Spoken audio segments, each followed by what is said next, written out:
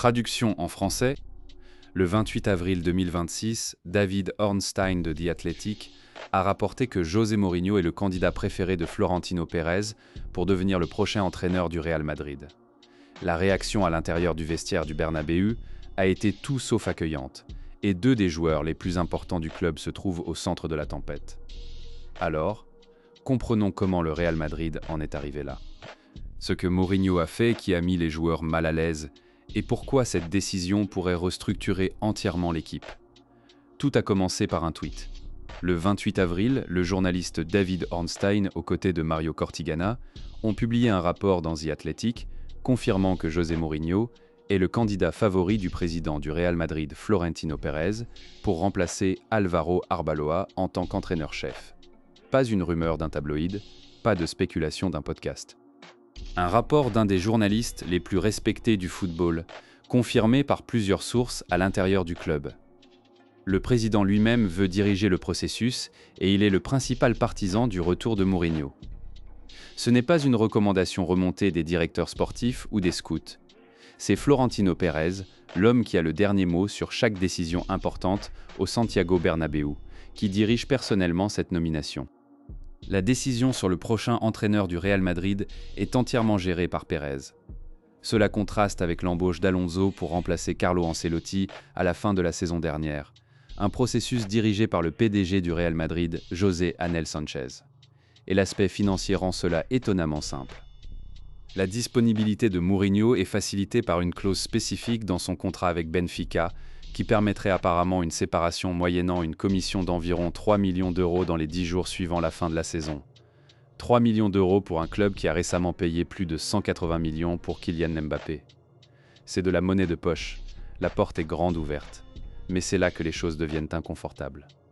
Mourinho a une approche de gestion confrontationnelle. Et c'est pourquoi certains au sein du club espagnol s'opposent à son retour. Certaines personnalités importantes à l'intérieur du Bernabéu s'opposent apparemment au retour de Mourinho. Mais le président a le dernier mot.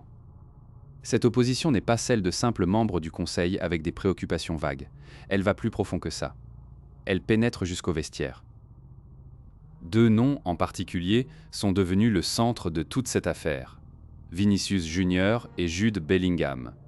José Mourinho pourrait devoir réparer les relations envenimées avec Vinicius Junior, s'il revient après avoir reçu des critiques pour des commentaires qu'il a faits sur l'attaquant du Real Madrid plus tôt cette saison. Et Bellingham, dont tout le jeu a été construit autour de la liberté qui lui est accordée sur le terrain, fait maintenant face à la perspective de travailler sous un entraîneur qui a historiquement restreint exactement ce type d'autonomie. Avant de parler de la raison pour laquelle ces deux joueurs pourraient décider du sort du retour de Mourinho, nous devons comprendre comment le Real Madrid en est arrivé à ce point, car la crise au Bernabéu n'a pas commencé par cette recherche d'entraîneur. Elle a commencé bien avant, la saison 2025-26 était censée être la saison où le Real Madrid réaffirmerait sa domination totale sur le football européen. Carlo Ancelotti avait livré le doublé La Liga et Ligue des Champions l'année précédente avec une équipe qui incluait Vinicius Junior, Jude Bellingham et un Kylian Mbappé fraîchement signé. Le monde était à leurs pieds. Puis vint le nouvel entraîneur. Xabi Alonso a été accueilli en grande pompe au stade Santiago Bernabéu en mai 2025, après avoir signé un contrat pour rester jusqu'en 2028. Considéré comme un stratège moderne, Alonso arrivait avec des références impressionnantes, ayant dirigé le géant allemand du football Bayer Leverkusen vers sa première victoire en Bundesliga, un triomphe en Coupe d'Allemagne et une apparition en finale de la Ligue Europa de l'UEFA. Les premiers signes étaient prometteurs. Madrid a remporté 10 de ses 11 premiers matchs de la Liga sous Alonso, mais des fissures se formaient sous la surface. Le style de jeu qu'Alonso préfère est très allemand, avec une intensité élevée et un pressing agressif. Madrid, en revanche, avait un style de jeu plus langoureux et fluide sous Carlo Ancelotti. Essayer de transformer l'un en l'autre s'est avéré être sa perte. Les joueurs n'adhéraient pas au nouveau système. La discipline du terrain d'entraînement a commencé à s'éroder de manière alarmante. Les joueurs traînaient régulièrement dans le complexe, arrivaient en retard et partaient immédiatement après la fin de l'entraînement. Les entraîneurs d'Alonso devaient régulièrement encourager les joueurs à participer aux séances de gym, aux sessions tactiques et au pressing lors des matchs. La relation entre Alonso et Vinicius Junior est devenue particulièrement empoisonnée. Un autre problème majeur cité pour son départ était sa relation avec les joueurs. Commençant par Vinicius Junior, le Real Madrid n'était pas satisfait de son traitement du Brésilien, qui a eu du mal à maintenir sa forme. Mais Alonso a également eu des accrochages avec plusieurs autres joueurs, notamment Fede Valverde, et l'ambiance au vestiaire n'était pas réputée bonne. Puis vint le point de rupture. Le Real Madrid venait de perdre contre Barcelone en finale de la Supercoupe d'Espagne, manquant le premier trophée de la saison. Moins de 24 heures plus tard, il a été limogé. Xabi Alonso a été renvoyé par le Real Madrid pour 3 raisons principales. La première était la mauvaise préparation physique de l'équipe. La deuxième impliquait un manque d'harmonie entre Alonso et les joueurs. La troisième raison était l'image négative projetée par l'équipe lors de la défaite de la Supercoupe contre Barcelone. Álvaro Arbeloa, l'ancien arrière-droit qui entraînait les réserves, a été jeté dans la fournaise. Arbeloa gère l'équipe B du club, le Real Madrid Castilla depuis juin 2025 et entraîne l'académie de jeunes depuis 2020. Il n'avait jamais dirigé une équipe professionnelle senior. Son travail n'était pas de remporter des trophées. C'était de maintenir l'équipe ensemble jusqu'à la fin de la saison, et il a tant bien que mal réussi. L'Espagnol a repris son compatriote Xabi Alonso en janvier, en passe de livrer une deuxième place en La Liga identique à la position au classement d'Alonso au moment de son départ. Mais il n'y avait pas d'argenterie, pas d'amélioration. Le Real Madrid se dirige vers 2 saisons consécutives sans remporter la Liga, la Copa del Rey ou la Ligue des Champions pour la première fois depuis les campagnes 2008-09 et 2009-10. Le rêve de la Ligue des Champions est mort en quart de finale. Luis Diaz a mis le Bayern en avant 5-4 à l'agrégat peu de temps après. Puis Michael Olise a ajouté du vernis au score avec un coup magnifique en temps additionnel. Les joueurs étaient visiblement secoués. La tension entre Vinicius et Bellingham a même débordé sur le terrain à Munich, avec des caméras de télévision espagnoles qui ont enregistré Vini, l'un des principaux prétendants au Ballon d'Or 2026, criant à l'international anglais « Qu'est-ce que tu veux ? Qu'est-ce que tu veux ?» Ferme ta gueule. C'est l'état du club dans lequel José Mourinho s'apprête à entrer. Une équipe fracturée par la frustration. Une base de supporters qui a sifflé ses propres joueurs au Bernabéu. Et un vestiaire qui a déjà rejeté une philosophie d'entraînement cette saison. Maintenant, Florentino Pérez veut faire venir un homme qui a laissé derrière lui une guerre civile la dernière fois qu'il était en charge. Pour comprendre pourquoi le nom José Mourinho cause une telle anxiété au Bernabéu, vous devez comprendre ce qui s'est passé entre 2010 et 2013. Car ce qui s'est passé pendant ces 3 années n'a pas seulement mis fin à une ère managériale. Cela a laissé des cicatrices que l'institution a portées pendant une bonne partie d'une décennie. Le 28 mai 2010, il a été confirmé que Mourinho reprendrait Manuel Pellegrini au Santiago Bernabéu. Le 31 mai 2010, Mourinho a été présenté comme le nouvel entraîneur du Real Madrid. Après avoir signé un contrat de 4 ans, il est arrivé en conquérant. L'homme qui venait de remporter le triplé avec l'Inter Milan. Le soi-disant homme spécial, et il a fourni des résultats lors de sa première période en Espagne. Mourinho a clairement rompu la domination du Barcelone de Pep Guardiola, remportant le titre de La Liga 2011-12 avec un record de 100 points et 121 buts. Son mandat a été caractérisé par un style de contre-attaque féroce et une résilience mentale qui a vu Madrid atteindre 3 demi-finales consécutives de la Ligue des Champions. Mais sous ces réalisations pleines de trophées, le vestiaire était en train d'être déchiré. Le manager avait une querelle personnelle avec le capitaine du club Casillas, se référait à Karim Benzema comme un chat et s'est brouillé avec Cristiano Ronaldo. Tout a commencé par la paranoïa de Mourinho concernant les fuites médiatiques. Convaincu qu'il y avait une taupe dans le vestiaire du Blanc, Mourinho a commencé à questionner les allées et venues de la taupe de l'équipe. Bien que Mourinho n'ait pas explicitement accusé Casillas de divulguer les informations, le capitaine du club a été insinué comme le principal suspect. Il pensait qu'il était la taupe à l'intérieur du vestiaire parce que sa petite amie Sara Carbonero était journaliste. Le conflit a escaladé sans relâche. Ces allégations de Mourinho n'ont jamais été prouvées et n'ont servi que dans un but involontaire de causer une tension grave et conséquente au vestiaire, particulièrement après que Sergio Ramos et Pepe aient tous deux pris le parti de Casillas dans cette querelle éternelle. La confrontation entre Mourinho et Sergio Ramos est devenue légendaire. Au cours d'une dispute au vestiaire qui a été divulguée à la presse, Ramos a défié directement l'entraîneur après que Mourinho ait remis en question son positionnement lors d'une défaite contre Barcelone. Ramos a répondu « Non, mais selon la situation du match, parfois tu dois changer le marquage parce que tu n'as jamais été un joueur. Tu ne sais pas que cela arrive parfois. » L'équipe s'est divisée en factions. les factions pro et anti-Mourinho au club n'ont cessé de s'affronter. Presque chaque semaine, les journaux espagnols imprimaient des informations internes sur le tumulte au vestiaire. Le soupçon était qu'un ou plusieurs vrais joueurs menaient une mutinerie silencieuse en divulguant les disputes du vestiaire à la presse. Et puis est venu le moment qui a tout scellé. Casillas et Ramos ont informé le président de ce que l'équipe ressent. Patron, c'est Mourinho ou nous. En gros, si Mourinho continue à diriger le Real Madrid la saison prochaine, plusieurs des meilleurs joueurs de l'équipe demanderont des transferts. Mourinho a quitté en 2013. Malgré une sortie controversée en 2013, de nombreux supporters considèrent son époque comme un tournant qui a restauré le statut du Real Madrid en tant que puissance mondiale. Mais les dégâts étaient indéniables. Lorsque Mourinho a quitté le Real Madrid, il a laissé derrière lui une terre brûlée, un vestiaire fracturé par la méfiance et une traînée persistante d'amertume qui refusait de se dissiper. Maintenant, 13 ans plus tard, le même homme est rappelé et un joueur de cette époque reste toujours au club. 13 ans ont passé et tous les joueurs de la première période de Mourinho ont depuis quitté le club, sauf un, le long-serving diplômé de l'Académie Carvajal, qui est maintenant le capitaine du club, a critiqué Mourinho dans le passé.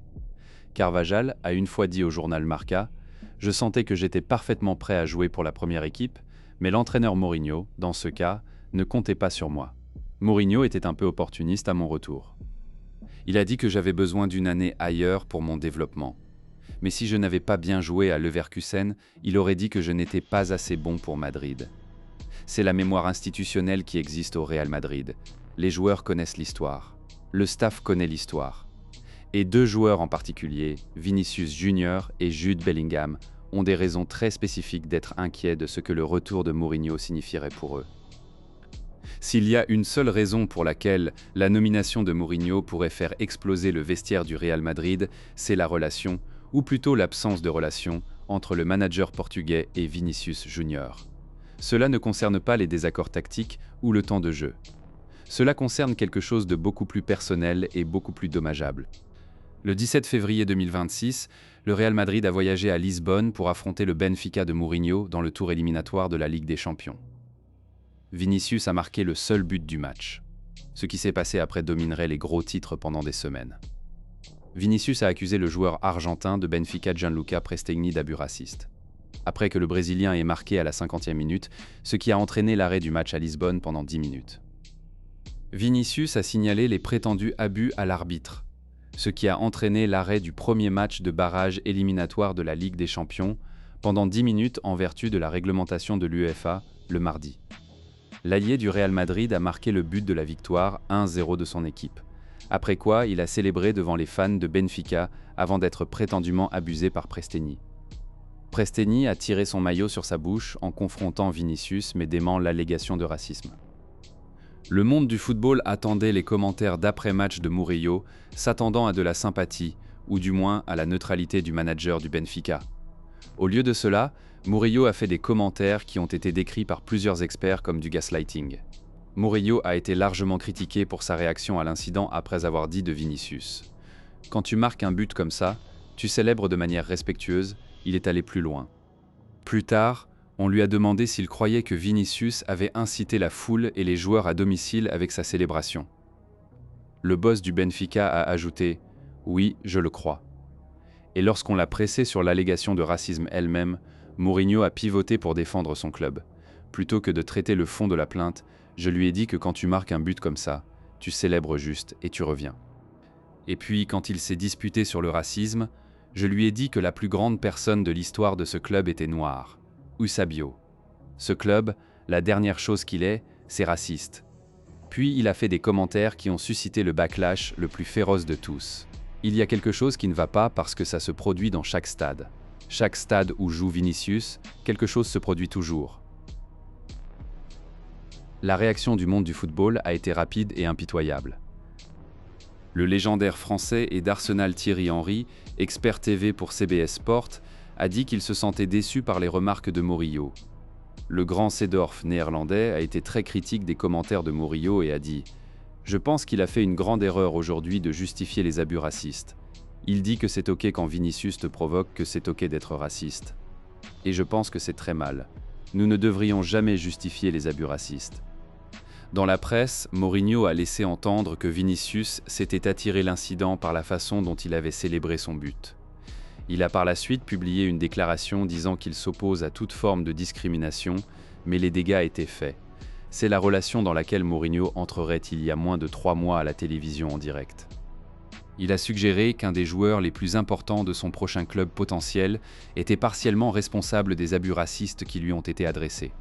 À moins que Mourinho n'arrange les choses directement avec Vinicius, ce serait un énorme problème. La question n'est pas seulement de savoir si Vinicius peut travailler avec Mourinho, c'est de savoir si Vinicius voudrait même rester. Vinicius approche des 12 derniers mois de son contrat et nous semblons nous approcher d'une impasse dans les négociations. Le Brésilien a déjà été la cible d'intenses spéculations de transfert. Madrid a eu du mal à faire fonctionner le Brésilien en tandem avec Bellingham et Kylian Mbappé. Des trois, le départ de Vinicius aurait le plus de sens d'un point de vue footballistique et financier. Arbeloa, qui gère Vinicius depuis des mois maintenant, a essayé de protéger sa star du bruit. Lorsqu'on lui a demandé à propos des fans sifflant Vinicius au Bernabéu, Arbeloa a dit à la presse « Je pense qu'il possède un courage formidable, et c'est un vrai madridista qui ressent profondément la valeur du blason et du maillot. Mais imaginez Mourinho dans cette même situation. L'homme qui à la télévision en direct suggérait que Vinicius avait provoqué ses propres abus racistes. L'homme qui a un modèle historique de confrontation avec ses joueurs les plus talentueux mais tempéramenteux. Les forcer à travailler ensemble est un désastre en attente. Et si quelque chose s'est avéré vrai au cours des 2 dernières années, c'est que le Real Madrid va dans le sens de Vinicius Junior. Si Vinicius décide qu'il ne peut pas travailler sous Mourinho, le Real Madrid ne perd pas seulement un joueur, il perd le cœur de son attaque. Le joueur qui a porté le club à travers ses moments les plus dramatiques dans les mémoires récentes est une figure qui représente bien plus que le football pour des millions de personnes dans le monde entier. Il y a ensuite Jude Bellingham. Les préoccupations de l'Anglais concernant Mourinho ne peuvent pas impliquer un incident personnel comme celui de Vinicius, mais elles ne sont pas moins significatives. Parce que ce que Mourinho représente tactiquement est le contraire de tout ce qui a rendu Bellingham grand au Real Madrid. Quand Bellingham est arrivé au Bernabéu à l'été 2023, Carlo Ancelotti lui a donné quelque chose qui a transformé sa carrière, la liberté. Bellingham a dit « J'ai mis mes efforts et un engagement féroce pour exceller au travail, mais le crédit revient à monsieur Ancelotti qui a trouvé la bonne position pour moi et m'a donné plus de liberté sur le terrain. Donc maintenant je vole sur le terrain. » Cette liberté a produit l'une des plus grandes saisons de début de l'histoire du Real Madrid avec 23 buts et 13 passes décisives lors de sa première campagne. Il était sans doute le meilleur joueur de Madrid alors qu'il remportait un double historique de la Liga et de la Ligue des Champions cette année-là. Lorsqu'on lui a directement demandé ce qui rendait Ancelotti spécial, Bellingham n'a pas hésité. « Un bon coach te fait croire encore mieux que tu le pensais auparavant. Il me donne cette confiance chaque jour, la liberté de m'exprimer sur le terrain. C'est aussi une très bonne personne. Cela a été un grand changement pour moi et il a pu adapter et comprendre mon potentiel. Liberté. » Ce mot continue à revenir. Dans son interview UEFA 2024, Bellingham l'a dit à nouveau. « J'ai la liberté de monter, revenir en arrière et obtenir le ballon pour jouer. Tout le crédit va à l'entraîneur pour m'avoir donné cette licence. C'est le fondement de son identité en tant que joueur sous Alonso et Arbeloa que cette liberté s'est érodée. » Bellingham a admis qu'il a souffert du manque de position fixe ces dernières saisons après avoir été déplacé par divers managers. L'international anglais a eu du mal à la cohérence cette saison et n'a pas eu un rôle fixe sous Xabi Alonso ou Álvaro Arbeloa. Mais même dans ces difficultés, Bellingham a parlé de la valeur de jouer avec un style fluide et libéré. Nous jouons avec liberté et j'espère que cela sera évident demain et que nous pouvons jouer avec fluidité. Maintenant, imaginez les demandes tactiques de José Mourinho. Son système est construit sur la structure défensive, le positionnement discipliné et une volonté de sacrifier l'expression créative individuelle pour l'organisation collective. Les équipes réussies de Mourinho ont été construites sur la qualité défensive et un équilibre d'explosivité et de pragmatisme en attaque. Ces combinaisons d'ailes tout au long de sa carrière ont toujours présenté un archétype spécifique. Cristiano Ronaldo et Ángel Di María, Eden Hazard et William Hung et Lucas Moura. Des combinaisons d'ailes avec une menace de but sur un flanc et un travailleur sans ballon infatigable sur l'autre.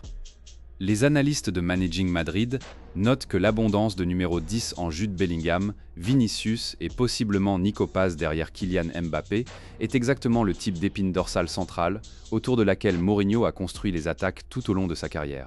Il y a donc un argument tactique pour que Bellingham prospère sous Mourinho. Mais voici la tension. Bellingham prospère quand on lui donne la licence créative pour se déplacer, pour se propulser en avant dans la zone, pour faire des runs instinctifs sans se soucier de la discipline positionnelle. Le système de Mourinho exige le contraire. Il exige que chaque joueur connaisse son rôle et l'exécute sans déviation. La liberté que Bellingham chérit, celle qu'il a publiquement créditée comme la clé de son meilleur football, serait dramatiquement réduite sous un régime de Mourinho. L'international anglais a eu du mal au cours des récentes difficultés de Madrid. Mais mets-le dans un setup fonctionnel et il prospérera. C'est l'approche optimiste. L'approche pessimiste est qu'un manager qui a historiquement affronté des joueurs créatifs, de Ronaldo à Pogba à Kevin De Bruyne à Eden Hazard, ne soit pas la bonne personne pour débloquer la meilleure forme de Bellingham. Et il y a un modèle plus large en jeu ici qui vaut la peine d'être considéré. Bellingham a déjà enduré une saison turbulente. Il a connu des blessures, un manque d'identité tactique et un environnement de club qui a été chaotique depuis le moment où Ancelotti a quitté. Je me sens bien. Cette saison a été frustrante. J'ai eu de la malchance en manquant des matchs à cause des blessures au début et ces 2 derniers mois. La partie la plus difficile est de revenir mentalement, de préparer ces matchs. Ce dont il a besoin, c'est de la stabilité, de la clarté et d'un manager qui construira autour de ses forces. Qu'il s'agisse de Mourinho, reste l'une des questions les plus conséquentes que le Real Madrid devra se poser cet été. Nous en sommes là. Le président veut reconstruire un projet qu'il considère en ruine et voit Mourinho comme le profil idéal pour restaurer la compétitivité au Bernabéu. Et les parallèles avec 2013 sont impossibles à ignorer. À l'époque, c'était Casillas et Ramos qui sont allés voir Florentino Pérez et ont dit « soit Mourinho part, soit nous partons ». Le club a choisi le départ de Mourinho et la paix a finalement été rétablie. Maintenant, en 2026, ce sont Vinicius Junior et Jude Bellingham dont les avenirs pendent en équilibre. 2 joueurs au sommet de leur carrière avec des raisons légitimes de remettre en question s'ils peuvent coexister avec José Mourinho. Peut-être que si Mourinho arrivait dans un vestiaire harmonieux impatient de changer ses façons, cela serait une autre histoire. Sauf que les joueurs sont déjà fracturés et faire entrer un leader du caractère et de la réputation du Portugais ne fera probablement que spiraler les choses davantage. Il y a d'autres candidats. D'autres candidats pour le poste d'entraîneur sont Didier Deschamps et Mauricio Pochettino, car d'autres voix à l'intérieur du conseil du Real Madrid s'opposent au retour de Mourinho au club. Jürgen Klopp a aussi longtemps été admiré par la hiérarchie du club, bien que l'ancien manager de Liverpool ait publiquement insisté plusieurs fois qu'il est heureux dans son rôle de chef mondial du football de Red Bull. Mais Pérez a clarté sa préférence. Et au Real Madrid, ce que Pérez veut, Pérez l'obtient généralement. Florentino arrive à quelqu'un dont la loyauté envers lui personnellement a survécu 13 ans et 6 autres clubs. La question est, qu'est-ce qui se passe quand l'homme que Pérez veut franchit la porte et se retrouve face à face avec une superstar brésilienne à laquelle il a suggéré qu'elle s'était attirée des abus raciaux et un ailier anglais dont le jeu est construit sur la très liberté que le système de Mourinho restreint. La décision finale sur le prochain coach du Real est censée être annoncée peu de temps après que les saisons nationales atteignent leur conclusion. Arbeloa devrait superviser les matchs restants avant une annonce officielle concernant la nouvelle direction. Bien que Mourinho ne soit pas universellement le choix évident parmi les figures des coulisses, l'horloge tourne. La clause de sortie de Mourinho chez Benfica s'active quelques jours après la fin de la saison portugaise. Si Pérez bouge, ce sera rapide. Et quand cela se produira, Vinicius Junior et Jude Bellingham devront prendre une décision. Accepter Mourinho et tout ce qui en découle ou s'éloigner du plus grand club du monde. En 2013, les joueurs ont remporté cette bataille. En 2026, avec un président plus déterminé que jamais à avoir ce qu'il veut, et un vestiaire qui a déjà traversé 2 coachs en une seule saison, le résultat pourrait être très différent.